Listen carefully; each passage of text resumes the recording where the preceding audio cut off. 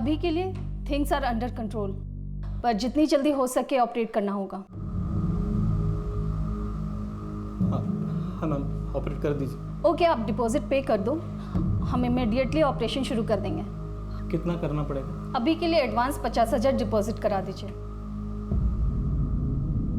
50,000? एवढे पैसे कुठून आणायचे? तू काळजी नको, मी करतो काहीतरी, और कुछ भी लगा तो मुझे फ़ोन कर, ठीक है? चिंता मत कर, मैं करता हूँ, काळजी नको, मी आलो। सांभाळ।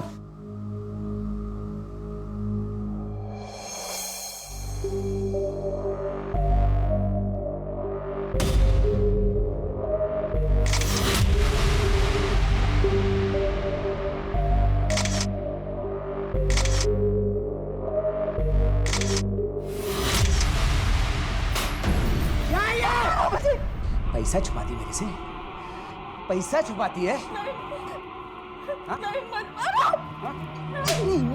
हिम्मत आई कहाँ से तेरे में? नहीं, मत मारो।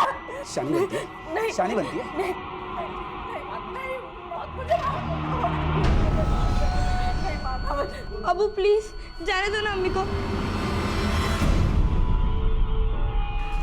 जा।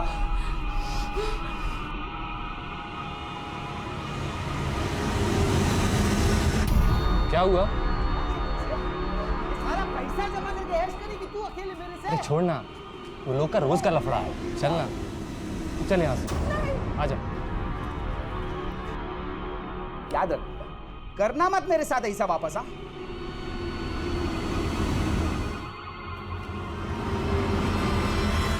आट बनती है। अभी किया ना ऐसा, किया तो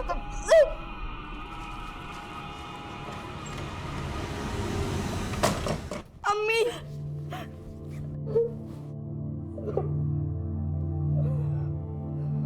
बहुत दर्द हो रहा है।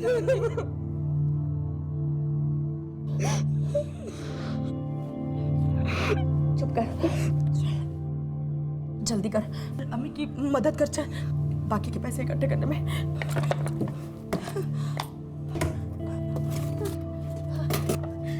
लेकिन अम्मी, ये पैसे तो किधर छुपाएगी?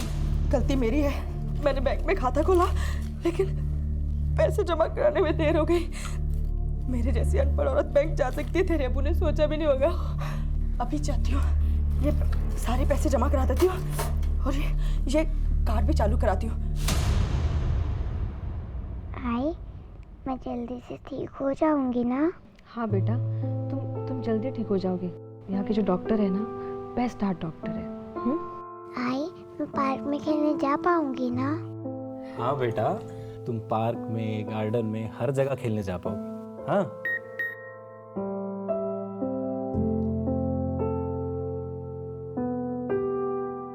आरती, पैसे डिपॉजिट हो गए।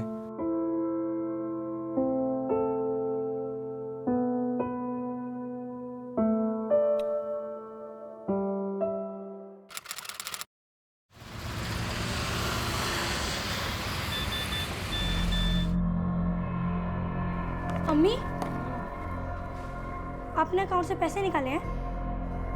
नहीं तो देखो मैसेज आया है, 40,000 रुपया कटने का। क्या 40,000? क्या कह रही है तू? दोबारा चेक कर, क्या कैसे चेक कर इसे? अम्मी मैंने देख लिया है, पैसे कट गए हैं। मेरे सारे पैसे चले गए। अल्लाह, ऑटो बैलेंस दिखा रहा सर। हाँ?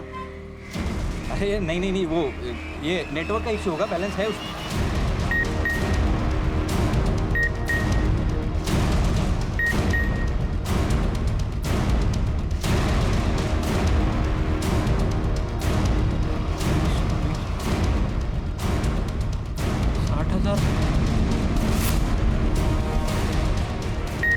अरे भाई, पैसे कट गए मेरे।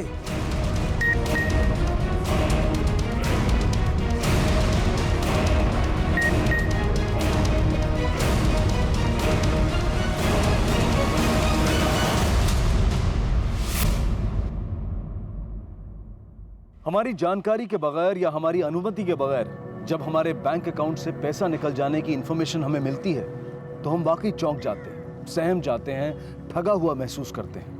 और ऐसा सभी के साथ होता है, चाहे वो कोई गरीब हो और चाहे कितना भी अमीर क्यों ना हो।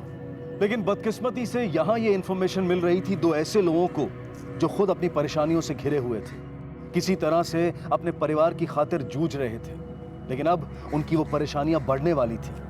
उनके साथ हो रहे कुटिल खिलवाड़ की उन्हें कोई खबर नहीं थी। लेकिन खाता पूरा खाली है सर। वो तो मुझे सिस्टम में दिख रहा है, लेकिन इसमें हमारा कोई फॉल्ट नहीं है। आपने किसी को पासवर्ड दिया है क्या? लिफाफा दिया होगा या कार्ड दिया होगा? देखिए, इसमें बैंक कुछ नहीं कर सकते। फिर वही बात, मैं आपको बोल रही हूँ, मैंने किसी को कोई कार्ड नहीं दिया, कोई लिफाफा नहीं दिया, कुछ नहीं बताया किसी को। खाता आपके बैंक में है, आपकी जिम्मेदारी है ये। सर देखिए, आप मेरी बात समझ नहीं रहे। मेरी बच्ची अस्पताल में, वो पैसे मेरे लिए बहुत इंपॉर्टेंट है। ऐसे कैसे कट हो सकते हैं पैसे अकाउंट से? मिस्टर राणे, देखिए, पैसे ऐसे ही नहीं निकलते। सिस्टम चेक किया हमने, सिस्टम का कोई फॉल्ट नहीं है। इसका फॉल्ट है ये। किसी ने निकाले हैं ये पैसे आपके अकाउंट से। क्या? पुलिस का मैटर है ये। अब देखिए, अगर आपको कंप्लेन लिखाना है तो पुलिस में जाइए आप। सर मेरे अकाउंट से पैसे कट गए, पता ही नहीं चला सर। ये देखिए मैसेज भी आया सर, देखिए। चलिए प्लीज सर कंप्लेंट लिखिए सर। हाँ, मैं पूरा दिन मेरे काम पे ही थी और कार्ड भी मेरे पास ही था, तो ऐसे कैसे मेरे अकाउंट से पैसे कट सकते हैं? मेरे साथ भी ऐसे ही हुआ है मैम, मेरे अकाउंट से भी पैसे कटे हैं। आपने किसी को दिया एटीएम कार्ड? किसी को नहीं दिया सर। एटीएम तो मेरे पास है मैम, और मेरे पैसे निकल गए अकाउंट से। मैं क्या करूं मैं?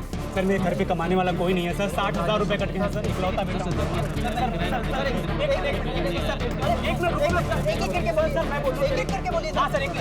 सर मैंने मेरे फैमिली को भेजने के लिए रखे थे पैसे, सारे के सारे कट गए। आपने अपना कार्ड आखिरी बार कब और कहाँ यूज़ किया था? बोरीवली में ITI बैंक के ATM में कार्ड यूज़ किया था। मैंने अपना ये कार्ड बोरीवली के ITI बैंक के ATM में यूज किया था सर। बोरीवली के ITI बैंक के ATM से पैसे निकाले थे। बोरीवली में ITI बैंक के ATM से पैसे निकाले थे। ITI बैंक के ATM में। आपने किसी को अपना पिन या पासवर्ड बताया था?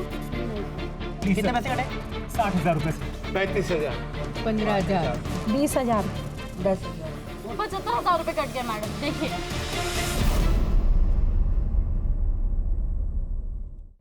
सर सर मुझे घर पे भेजने थे सर 25,000 रुपए। मैं फैमिली के लिए भेजने सर, मेरे माँ बाप। सर मेरे पैसे कट गए सर। कितना कट हुआ है? 60,000 कट गए सर। सर मेरे 20,000 हुए। सर मुझे भी कंप्लेंट लिखानी थी सर। हाँ रुको, थोड़ा इनका होने दो। सर मेरी बच्ची हॉस्पिटल में है सर, प्लीज सर, प्लीज मेरे पैसे वापस दिला दो सर।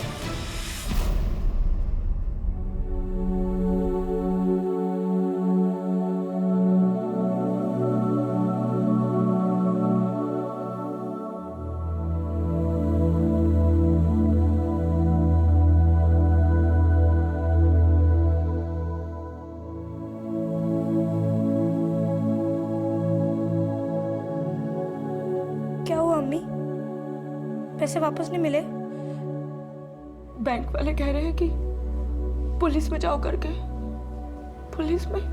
पुलिस में गई तो तेरे अब्बू मुझे मार देंगे। मैंने सोचा था बैंक में पैसे रखूंगी तो वहां महफूज रहेंगे, लेकिन वहां भी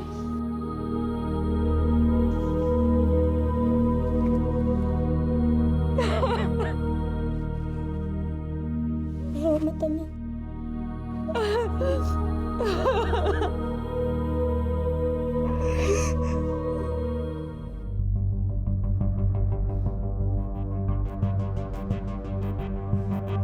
दोस्तों से मांग के थक गया था सर मैं, किसी ने मदद नहीं की मेरी। फिर एक दोस्त ने मदद की सर, लेकिन वो भी पैसे चले गए। तुमने अपना कार्ड ATM में आखिरी बार कब और कहाँ यूज किया था? सर कल सुबह बोरीवली के ITI बैंक के ATM से कुछ पैसे निकाले थे मैंने। मेरी बच्ची हार्ट पेशेंट है सर, अगर उसको ऑपरेशन नहीं हुआ तो वो मर जाएगी साहब। सर प्लीज मेरे पैसे वापस दिला दो सर। आप शांत हो जाइए, पानी पीजिए, देखते हैं हम क्या कर सकते हैं। इस केस को हम प्रायोरिटी पे फॉलो करेंगे, आप सबके पैसे मिल जाएंगे, डोंट वरी। चलिए सर।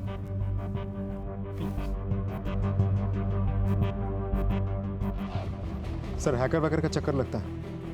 देशमुख या फिर कोई बैंक से कनेक्टेड है जो अंदर बैठकर सारी इंफॉर्मेशन बाहर लीक कर रहा है। एक बार मोडस ऑपरेंडी का पता चल जाए तो कल्प्रेट को पकड़ना आसान हो जाएगा। एक काम करो, कुल कितने पैसे गए, किस किस के पैसे गए, किस किस ATM से विड्रॉ हुए, सबकी एक लिस्ट बना। सर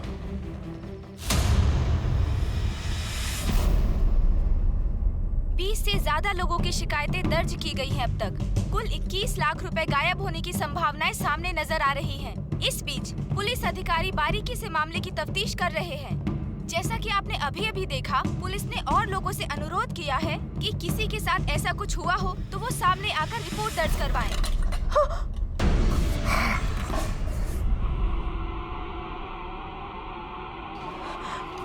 ध्यान किधर तेरा?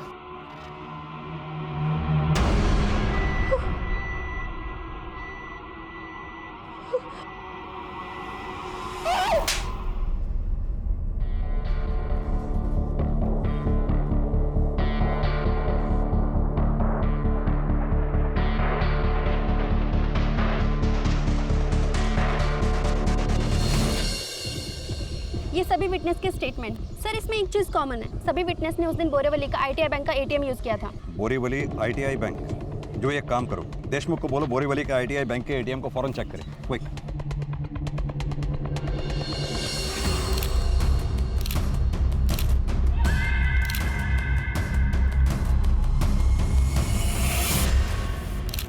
सर यहाँ मेरी ड्यूटी सुबह 8 से रात के 8 बजे तक है, उसके बाद शिफ्ट खत्म। फिर तुम्हारे चले जाने के बाद सर दूसरा गार्ड है ही नहीं, मैं सिर्फ अकेला हूँ। CCTV camera? सर वो तो मेन ब्रांच से कनेक्टेड है। सर लगता है इस ATM को टेम्पर किया गया है। अंदर बात करके फुटेज निकलवाओ। जी सर।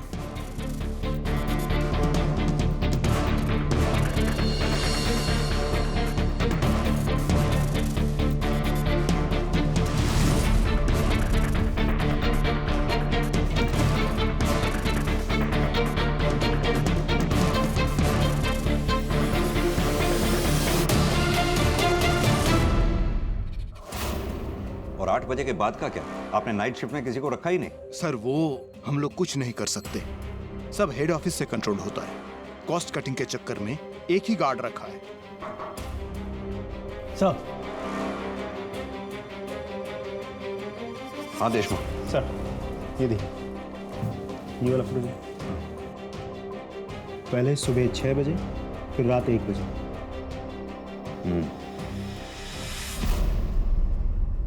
ये देखिए, ये लेटेस्ट मॉडल है और ये बेस्ट फोन है। इनफैक्ट मैं खुद ये फोन खरीदने वाली हूँ।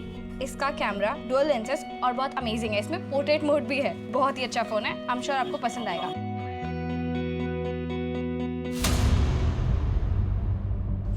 सर कोई गैंग है, यही बात तो क्लियर है, लेकिन एग्जैक्ट मोडस ऑपरेंडी क्या है ये तो CCTV से भी समझ में नहीं आ रहा। देशमुख, मुझे लगता है या तो इन लोगों के पास कोई मशीन है या फिर कोई ऐसा पार्ट जिसे ये सुबह आकर ATM मशीन में फिक्स कर देते हैं, जो उस दिन यूज हुए सभी डेबिट कार्ड, क्रेडिट कार्ड, सबकी डिटेल्स को रीड कर लेता है और रात को मौका पाकर वो मशीन को निकाल के ले जाता है। और फिर उन्हीं कस्टमर्स की इन्फॉर्मेशन यूज करके अलग अलग बैंक से पैसे विड्रॉ करते होंगे। लेकिन एक बात मुझे समझ में नहीं आ रही है सर, इस गैंग को कैसे पता होता है कि मशीन लगाते वक्त या निकालते वक्त कोई उन्हें देख नहीं लेगा, किसी की नज़र नहीं होगी उन पर, या फिर बैंक में बैठ के CCTV में कोई सब कुछ मॉनिटर नहीं कर रहा होगा। देशमुख, ये भी तो हो सकता है कि बैंक में बैठा कोई एम्प्लॉय उन्हें ये इन्फॉर्मेशन लीक कर रहा हो, या फिर उन लोगों ने रिस्क लिया और वो लकी निकली।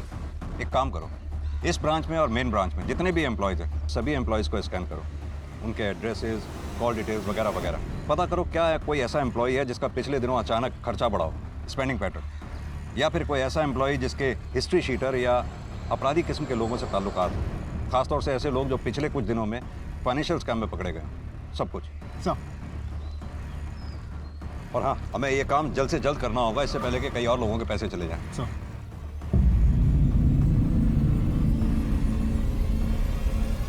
देखो जरा। सर।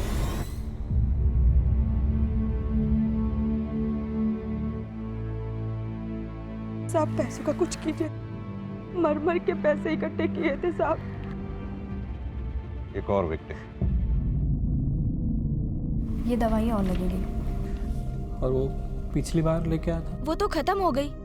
आपने पैसे डिपॉजिट किए ऑपरेशन के लिए? जल्दी करिए, कंडीशन बहुत खराब है। ऑपरेशन नहीं किया तो प्रॉब्लम हो जाएगी। नहीं, मैं कोशिश कर रहा हूँ। एक फाइनेंशियल एड फैसिलिटी है, हर हॉस्पिटल में होती है, हमारा हॉस्पिटल भी देता है। आप उनसे बात करके देखो ना। जी, थैंक यू। मतलब बेसिकली आपको ऑपरेशन का 30% पैसा जमा करना होगा, बाकी का पैसा आपको हॉस्पिटल लोन में देगा। सर हमारे पास पैसे होते तो हम यहाँ नहीं आते। उतना तो लगेगा ही, उसके बिना नहीं होगा। आप कोशिश तो कीजिए। और हाँ, तब तक आप अपने आईडी प्रूफ, बैंक की स्टेटमेंट और ITRs के पेपर भी जमा करा दीजिए, वो भी साथ में लगेंगे। किसी के उठाए एक कदम से न जाने कितने परिवार और अनगिनत लोगों की जिंदगियां तितर-बितर हो जाती हैं। और दुर्भाग्यवश चोरी करने वाला चोर एक पल के लिए रुककर यह नहीं सोचता है कि उसके इस किए का परिणाम क्या होगा। यह भी नहीं सोचता है कि अगर कोई उसके साथ ऐसा करे तो उसका क्या हाल होगा। कौन थे ये चोर जो अपने फायदे के लिए किसी भी हद तक जाने को तैयार थे, फिर वो चाहे किसी के सपनों की बलि चढ़ाना हो या किसी की जान की। सर, बैंक एम्प्लॉयज के call details, addresses, background check सभी स्कूटनी कर ली, लेकिन कुछ हाथ नहीं लगा। जिन ATM से पैसे विथड्रॉ किए गए थे उन सभी ATMs के CCTV फुटेज भी हमने चेक कर ली। हर फुटेज में वही 3 सस्पेक्ट नजर आ रहे हैं, लेकिन किसी भी फुटेज में उनकी आइडेंटिटी से जुड़ी कोई इन्फॉर्मेशन हाथ नहीं लगी सर। देशमुख, उन ATMs के आसपास कितने मोबाइल टावर हैं ये पता लगाओ। उस वक्त उस एरिया में एक्टिव हर फोन की इन्फॉर्मेशन निकलवाओ। अब इन तीनों तक पहुंचने का यही एक तरीका है। लेकिन सर, उस टाइम तो वहाँ हज़ारों फ़ोन एक्टिव होंगे। शिंदे, 1000, लाख, 10 लाख जितने भी हो, ऐसी सिचुएशन में हमारे पास कोई और ऑप्शन नहीं है। राइट, कई लोगों की, कई फैमिलीज की उम्मीदें हम पर टिकी हैं। चाहे जो भी हो, इन क्रिमिनल्स को जल्द से जल्द पकड़ना है, एट एनी कॉस्ट। जी सर।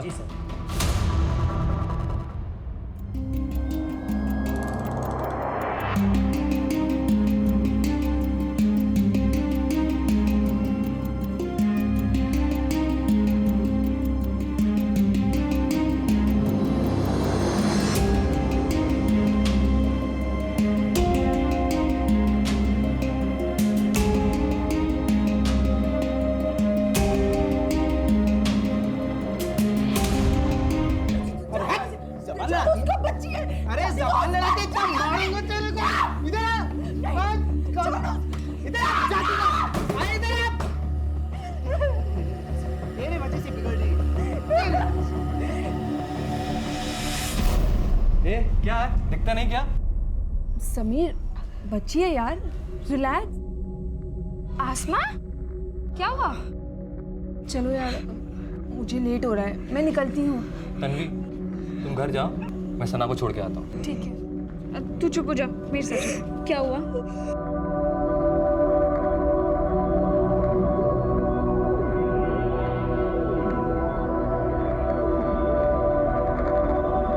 मुझे घर जाना है, अम्मी अकेली है, अम्मी को जरूरत है। आसमा, शांत हो जाओ, रिलैक्स, बैठो, पानी पियो पहले। मुझे ये बताओ कि क्या हुआ? किसी ने डांटा, मारा किसी ने? अब्बू ने अम्मी को मारा? आसमा, अगर ऐसा है तो तुम और अम्मी पुलिस को जाके सब कुछ बताती क्यों नहीं? बताया था एक बार, अब्बू छुट के घर वापस आए तो उन्होंने अम्मी को और मारा। अब आसमा, मैं हेल्प करूंगी तुम्हारी और तुम्हारी अम्मी की। बताओ मुझे। अब पुलिस के पास नहीं जाएंगे, अब हम यहाँ से भाग जाएंगे। लेकिन अम्मी ने जो पैसे छिपा कर रखे थे वो तन्वी बेटा, खाना लगाओ भाई, कितना टाइम हो गया? जी अब्बू। जल्दी। अब मैं चलती हूँ। क्या गिरा भाई? कुछ नहीं अब्बू, वो बस।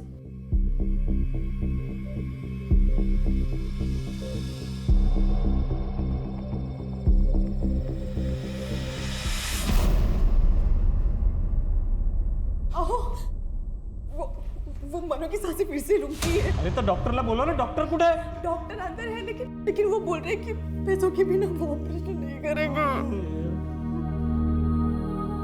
यार, सब मेरी गलती। अपने बेटी के ऑपरेशन के लिए पैसा नहीं जमा कर पा रहा हूँ मैं। क्या करूँ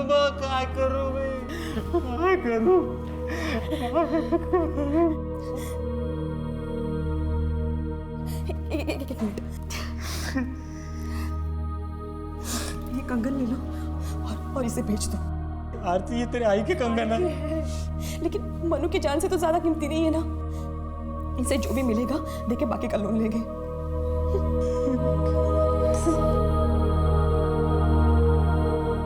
शरत, आरती और उन जैसे कई पीड़ितों की स्थिति वाकई में दुखदाई थी। किसी तरह से उनकी बेटी मानसी का ऑपरेशन किया गया, लेकिन उनकी परेशानियां फिर भी बरकरार थी।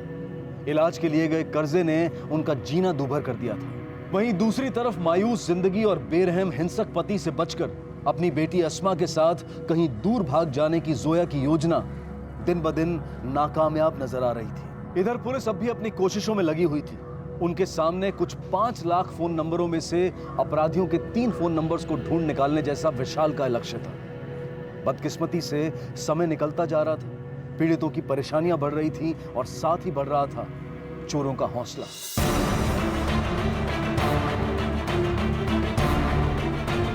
सर इधर ही काम करता हूँ, यही ऑफिस है मेरा। उस दिन थोड़ा काम था इसलिए जल्दी आ गया। सर मैं उसी एरिया में काम करता हूँ।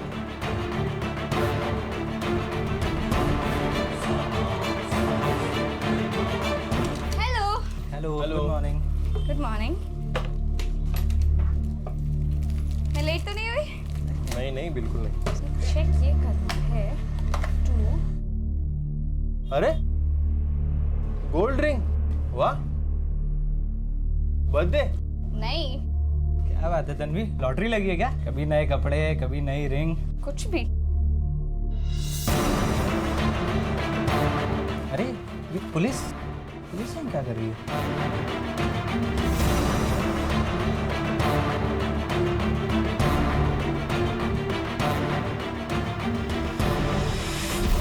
तन्वी कुरैशी।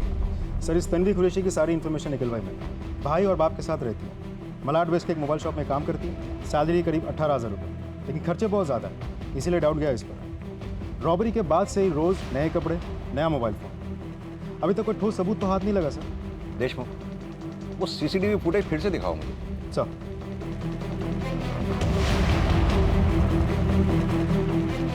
ये देखिए सर, कदकाठी तो बिल्कुल वैसी हो भी सकती है। पॉज करना, थोड़ा पीछे लेना, ये जूम करो। ये लड़की जिस फोन पे बात कर रही है, ये कुछ पुराने मॉडल का नहीं लगता? ऐसे मॉडल आजकल दिखाई नहीं देते। पता करो इस तरह के फोन कहाँ बिकते हैं, ट्रैक डाउन करो, खासकर इस एरिया में। बताइए, हम लोग को बात करने दीजिए ना। मैम हमें हमारा पैसा दिला दीजिए, और कुछ नहीं चाहिए हमें कुछ नहीं चाहिए, हमें हमारा पैसा चाहिए। अरे कसम से आप भी कैसे, हम लोग को बात कर, हमें हमारा पैसा चाहिए। रजिस्टर है, सबको मिल जाएगा। आप लोग सर आपने बोला था कुछ हो जाएगा सर। मैम ऐसे नहीं होता ना। एक मिनट शांत हो जाइए, आप लोग शांत हो जाइए प्लीज। हम आपका ही केस फॉलो कर रहे हैं, पुलिस अपना काम कर रही है, थोड़ा समय दीजिए, देखते हैं हम क्या कर पाते हैं। And please cooperate with us. Sir लेकिन कब तक मिलेंगे हमारे पैसे सर? लोगों से कर्जा लेके फंस चुके हैं हम लोग। Sir please, I request you sir, please हमारा पैसा वापस दिला दीजिए। और सर वो बैंक वाले बोलते हैं इंश्योरेंस से पैसे मिल जाएंगे, लेकिन अभी तक कुछ नहीं हुआ, ना कुछ होता दिखाई दे रहा है सर। हम लोग तंग आ चुके हैं, हमें बस हमारा पैसा दिला दीजिए और कुछ नहीं चाहिए। शांत तो हो जाइए। आप लोगों के ऊपर क्या गुजर रही है हमें खबर है इस चीज की, लेकिन पुलिस भी हाथ पे हाथ रख के तो नहीं बैठी ना।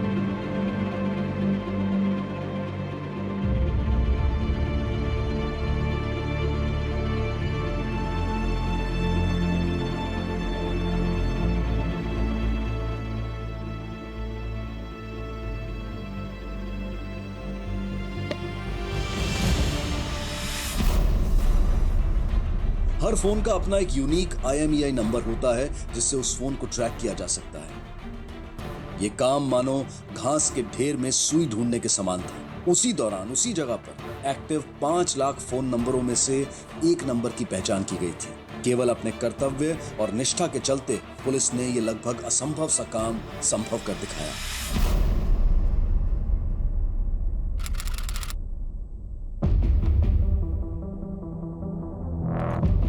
सर इंटरनेट के जरिए मैंने कुछ लोकल सेलर से पूछताछ की। उस मोबाइल का पर्टिकुलर मॉडल तो आउट ऑफ सर्कुलेशन है, लेकिन कांदिवली लिस्ट में एक जगह है, कुछ सेलर्स है जो पुराने हैंडसेट बेचते हैं, लेकिन उनमें से किसी ने भी ये मोबाइल नहीं बेचा सर।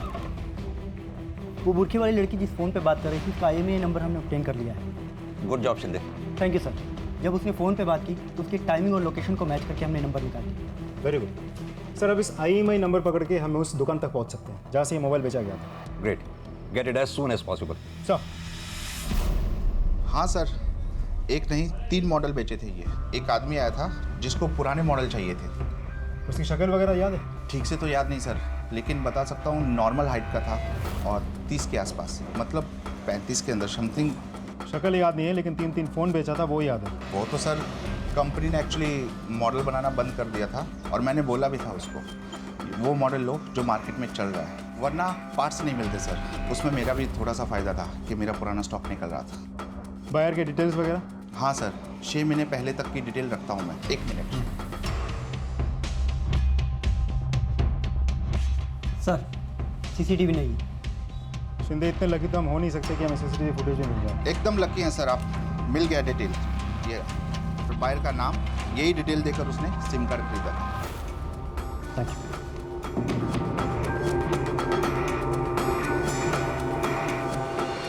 सर, 2 सिम कार्ड्स जाली डॉक्यूमेंट्स के थ्रू बनवाए गए थे, फेक नामों पर। Damn it. तीसरे की इन्फॉर्मेशन सही है सर, मैं दिखाता हूँ।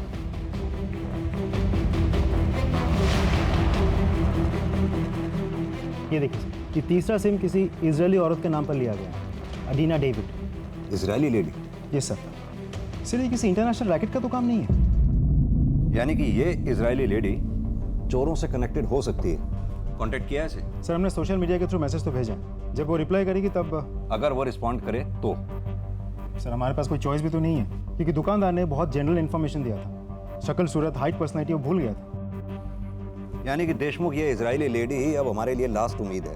फिलहाल तो ऐसे लग रहा है सर। देशमुख, इजरायल एम्बेसी से कांटेक्ट करो, शायद इस लेडी के बारे में कुछ पता चले। सर। उस लड़की का क्या हुआ जो मोबाइल स्टोर पे काम करती है? हम नजर रखे हुए हैं, हर मोमेंट कैप्चर हो रहा है।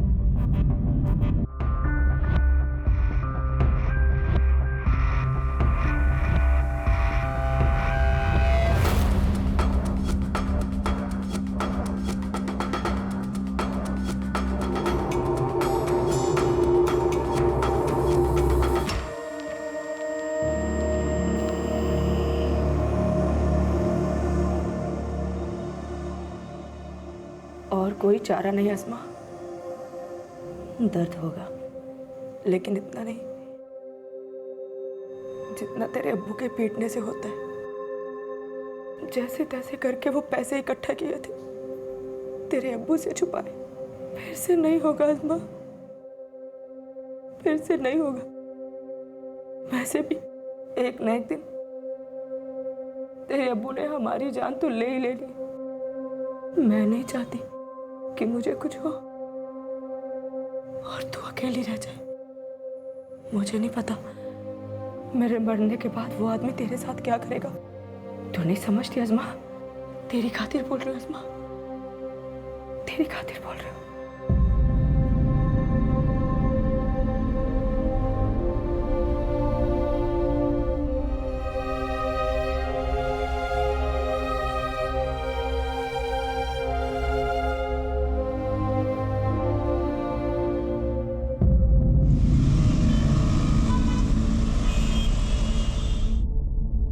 क्या?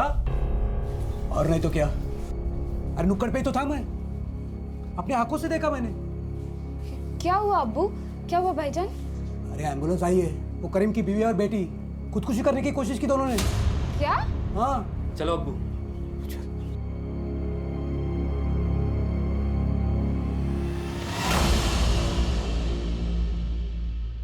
इट्स अंडर कंट्रोल, ठीक हो जाएंगे दोनों। लकीली सही टाइम पर ये घर पहुंच गए थे, वरना कुछ भी हो सकता था सर। नए पुराने काफी घाव है उनके शरीर।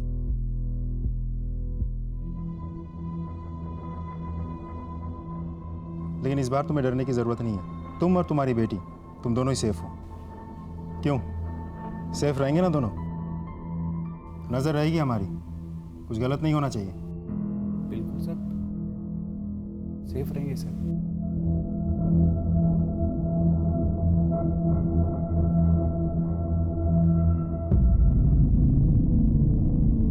शुक्र है कि एक भयानक आपदा टली और किसी तरह से मां बेटी की जान बच पाई, लेकिन चोरी हुए पैसों को लेकर जोया और अन्य पीड़ितों की तकलीफें अब भी बरकरार थी। एक तरफ पुलिस किसी भी तरह की बढ़त पाने में असफल थी और दूसरी तरफ चोरों की हिम्मत और हौसला दिन ब दिन बढ़ता जा रहा था। इस सिलसिले के जारी रहते कई मासूम लोगों की बलि चढ़ना तय था। सर, उस इजरायली औरत का रिप्लाई आ गया है। Very good. नंबर भेजा है सर। कॉन्टैक्ट करो। Yes sir. Hello, miss Arina David. Yes. This is police sub inspector Amit Deshmukh, Mumbai police, India. Okay. Arina, we got to ask you a few questions, okay? Okay. Arina, why were you in India that time? What was the purpose? Oh, I come to India for attend to wedding. Okay. Now, did you buy any mobile handset during your stay in India? No, I had my own headset. Oh, I buy SIM card over there. Oh, that's okay, fine. We know about it. Now, do you remember, did you give your details to someone? I give all my details to the shop, right? And it was so legal. Arina, was it a young lady? No, it was young boy. It's like his name Rohu. I can't remember. Okay. Where was this shop exactly? Where did you buy the SIM card from? It's something like Bori. Is that Borivali, right? Right, Borivali. Okay, Arina. Thank you. Thanks Arina. Sir वही है, रोहेल, दोनों एक ही दुकान में काम करते थे।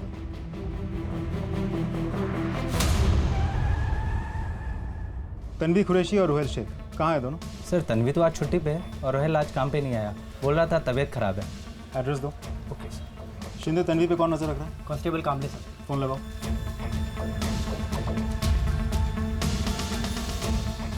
Hello, कामले, sir से बात करो। Hello sir. तन्वी घर से बाहर निकली क्या? नहीं सर, मैं सुबह से इधर ही हूँ, वो घर के अंदर ही है, सिर्फ उसका भाई बाहर निकला है। बहुत, हर एक सेकंड नजर रखना। अगर वो घर से बाहर निकले तो पीछा करो और मुझे अपडेट करो। हो सर, जय Hind. Okay sir, address. Thank you. Rohail तो घर पे है नहीं सर, क्या हुआ? लेकिन रोहिल ने दुकान पे तो बोला कि उसकी तबीयत खराब है। वो सुबह दुकान के लिए ही निकला था। कुरैशी साहब। जी सर।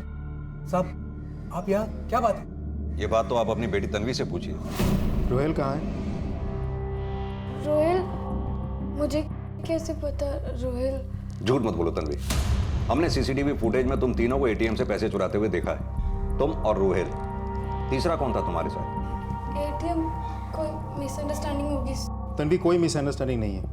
हम तुम पर नजर रख रहे थे। तुम्हारी सैलरी इतनी कम, फिर भी रोज नए कपड़े, नया फोन, कहाँ से लाते हो इतने पैसे? चोरी करती हो क्या? तन्वी, क्या कह रहे साहब? नए कपड़े, फोन, क्या है ये सब? अब्बू, वो सब लिया था मैंने, पर आपको गुस्सा आता है इसलिए छिपा के रखा था अब्बू। लेकिन अब्बू यकीन मानिए, ये सब खरीदने के लिए पैसे भाई ने ही दिए थे, और भाई ने कहा था कि आपसे छिपा कर रखने को, वरना आप भाई को काम करने से रोकते, इसीलिए। अब्बू सॉरी, मुझे ये सारी अच्छी चीज़ें चाहिए थी, इसीलिए ये सब हुआ। यकीन मानिए, मैंने कोई चोरी नहीं की, कसम से मैंने कुछ नहीं किया, मैं कुछ नहीं जानती। तो फिर रोहेल से तुम्हारी मुलाकात कैसे हुई? मोबाइल शॉप में? नहीं सर, रोहेल को मैं स्कूल टाइम से जानती हूँ और शॉप में भी काम करता है, पर वो और भाई बहुत अच्छे दोस्त हैं, साथ ही होते हैं हमेशा। भाई का नाम क्या है? समीर। चलो तन्वी, अगर हम तुम्हारी बात मान भी लें कि तुम इन चोरी में शामिल नहीं हो, हमने सीसीटीवी फुटेज में 3 लोगों को एटीएम से पैसे चुराते देखा। 2 लोग तो हो गए, रोहेल और समीर। तीसरी लड़की कौन हो सकती है अगर तुम नहीं हो तो? नहीं पता सर, शायद भाई की गर्लफ्रेंड सना हो। ये समीर कहाँ मिलेगा?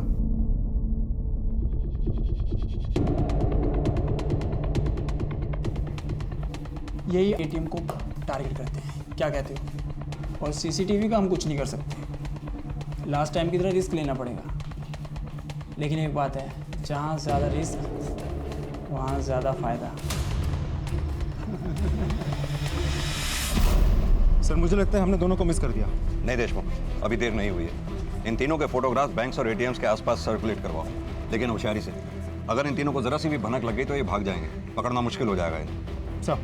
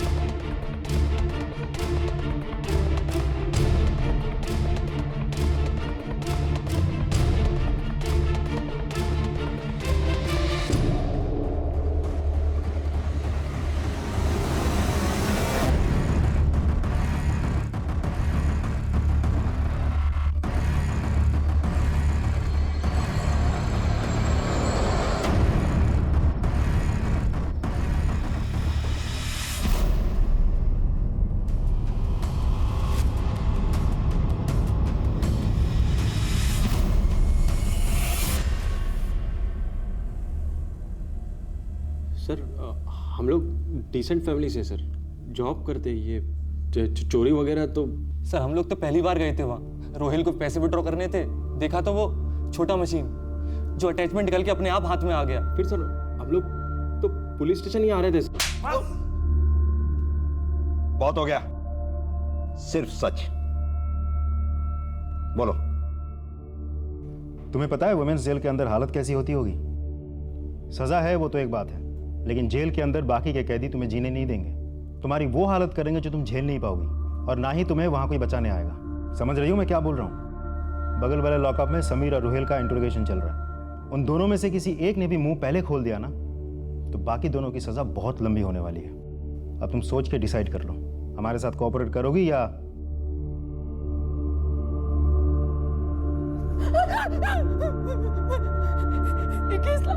इक्कीस लाख निकाला था हम लोगों ने सर। इस बार और निकालने का प्लान था सर।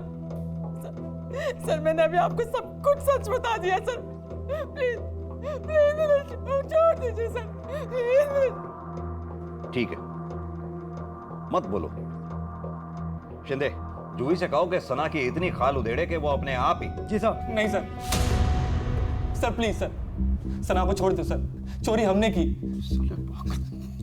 चुप।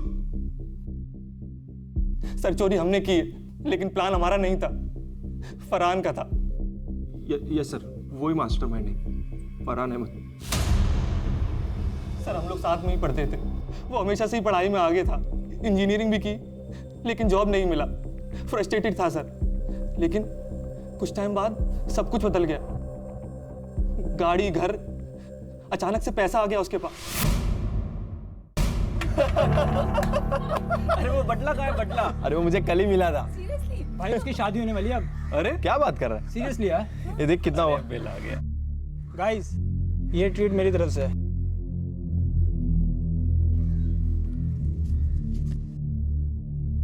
क्या बॉस, कोई लॉटरी लगी है क्या? समझ ले, लग गई है लॉटरी। मजाक मत कर, सच बता। तुम लोगों की भी लग सकती है। दम चाहिए, लेकिन रिस्क लेना पड़ेगा। रिस्क लोगे तो फायदा होगा, नहीं तो बैठे रहो ऐसे ही। या कीप द चेंज।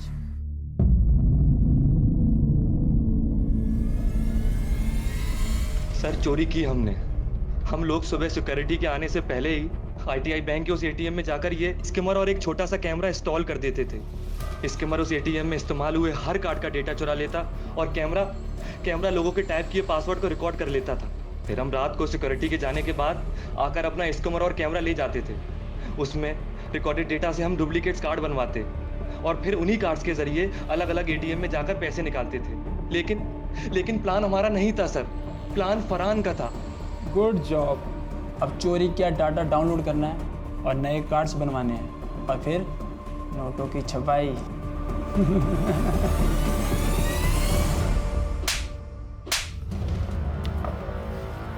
दूसरों की जिंदगियां बर्बाद करके गाड़ी और फ्लैट खरीदोगे? जिनके पैसे लूटे उनके बारे में कभी सोचा? कितनी दिक्कतें आई होंगी उन्हें। किसी का बच्चा अस्पताल में, किसी के माँ बाप गरीबी की जिंदगी जी रहे, किसी की सारी सेविंग लूट गई। सोचा कभी उनके बारे में? ये फरहान के बारे में सारी डिटेल बताओ। बोलो। सर फरहान अहमद का कुछ पता नहीं चल रहा, कहाँ गायब हो गया वो? ये स्कीमर्स वगैरह अरेंज करना, इतनी प्लानिंग करना कोई आसान काम नहीं है। ये कोई छोटा मोटा क्रिमिनल नहीं, पहुंचा हुआ क्रिमिनल होगा। ये रोयल समीर सना उसके प्यादे हैं। असली रैकेट काफी बड़ा है। पुलिस का मानना बिल्कुल सही था। इस सारे रैकेट का सरगना फरहान अहमद आज भी फरार है, आजाद घूम रहा है। सूत्रों के अनुसार वो कहीं विदेश में छिपा हुआ है और ये केस अब भी अदालत में जारी है। इस बीच इस केस के शिकार पीड़ितों को अपने खोए हुए पैसे बैंक में जमा राशि पर मौजूद बीमे के कारण धीरे धीरे वापस मिले और आखिरकार जोया अपनी बेटी समेत अपने क्रूर पति से अलग होने की हिम्मत जुटा पाई। मैं ना अपना काम खत्म करके तुम्हें लेने आऊंगी, ठीक है? अच्छे से जाना।